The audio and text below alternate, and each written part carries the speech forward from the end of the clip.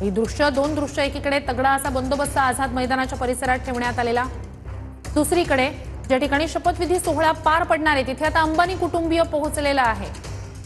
तर सह्याद्री अतिथीगृहावरून आता अमित शहा त्याचबरोबर जे.पी. नड्डा हे देखील रवाना होत आहेत, तर मुकेश अंबानी हे देखील आता या शपथविधी सोहळ्यासाठी दाखल झाले आहेत।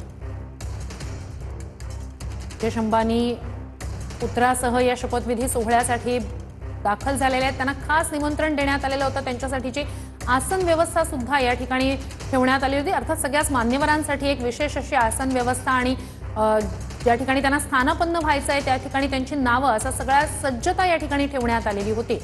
तर अजित पवारांच्या पत्नी आहेत त्यांचा हसतमुखानं या ठिकाणी अभिनंदन अंबानी कुटुंबानं केल्याचं आपण पाहिलं। तर अभिनेता सलमान खान हा देखील आता आझाद मैदानावर दाखल झालेला आहे। काही वेळापूर्वीच शाहरुख खान हा देखील पोहोचलाय आणि आता सलमान खान देखील या शपथविधी सोहळ्यासाठी आझाद मैदानावर दाखल झालाय।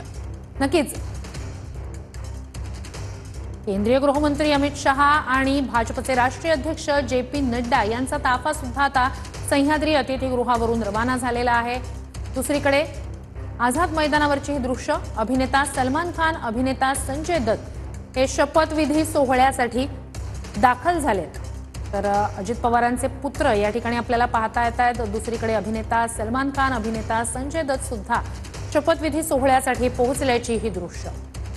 भाजप आणि महायुतीचा हा प्रचंड मोठा विजय आणि त्याच विजयाला साजेसा असा हा भव्य दिव्य आणि ऐतिहासिक शपथविधी सोहळा। या सोहळ्यासाठी अनेक मान्यवर तर अमित शहा हे आता व्यासपीठावर दाखल झालेले आहेत। योगी आदित्यनाथ हे देखील व्यासपीठावर पोहोचले। तर भाजपच्या